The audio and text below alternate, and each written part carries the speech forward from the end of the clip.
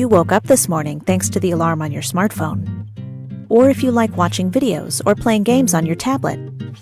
You're using applications, also known as apps. An app is a software program that lets you do things, for lack of a better word. You'll find apps on all of your devices, including smartphones, tablets, and computers. Some apps help you complete tasks, while others are just for fun. Here's some examples of ways you can use apps. Mobile apps are apps that run on your smartphone or tablet. They can make many things in life more convenient. For instance, if you're looking for a place to buy coffee, an app like Google Maps can determine your current location and then recommend nearby coffee shops. Apps aren't just for mobile devices, though. The programs and applications on your computer can also be considered apps. If you've ever used Microsoft Word to create a document, or a web browser to visit a website or check your email, guess what? You've used an app. Some apps come already installed, but you can easily download or buy more online. Apps are about communication, productivity, entertainment, and more. With so many possibilities, you're sure to find several apps that are perfect for the things you do.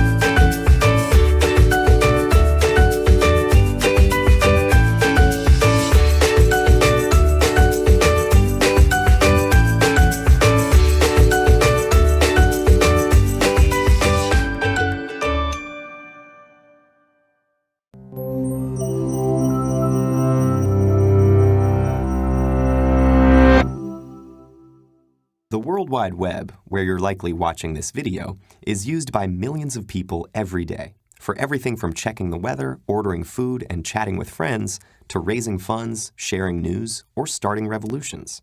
We use it from our computers, our phones, even our cars. It's just there, all around us, all the time. But what is it exactly? Well, first of all, the World Wide Web is not the Internet, even though the terms are often used interchangeably. The Internet is simply the way computers connect to each other in order to share information. When the Internet first emerged, computers actually made direct calls to each other. Today, networks are all around us, so computers can communicate seamlessly. The communication enabled through the Internet has many uses, such as email, file transfer, and conferencing. But the most common use is accessing the World Wide Web. Think of the web as a bunch of skyscrapers, each representing a web server, a computer always connected to the Internet, specifically designed to store information and share it.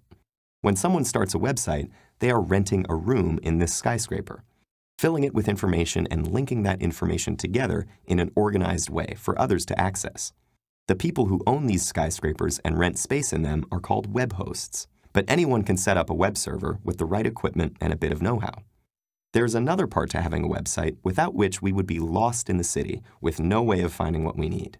This is the website address, which consists of domain names. Just like with a real-life address, a website address lets you get where you want to go.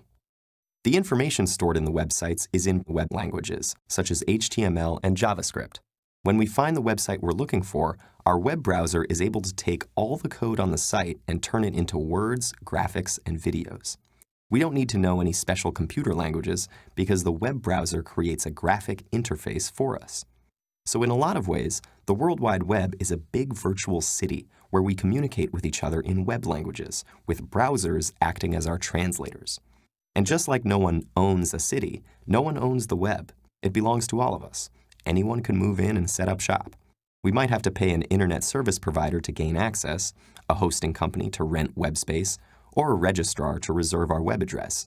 Like utility companies in a city, these companies provide crucial services, but in the end, not even they own the web. But what really makes the web so special lies in its very name. Prior to the web, we used to consume most information in a linear fashion. In a book or newspaper article, each sentence was read from beginning to end, page by page, in a straight line until you reached the end. But that isn't how our brains actually work.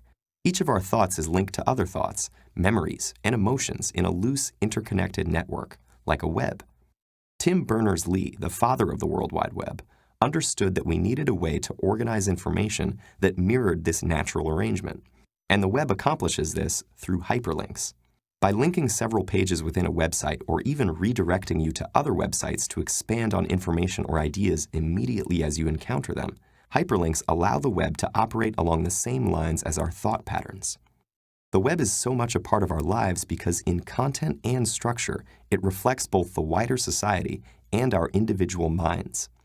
And it connects those minds across all boundaries, not only ethnicity, gender, and age, but even time and space.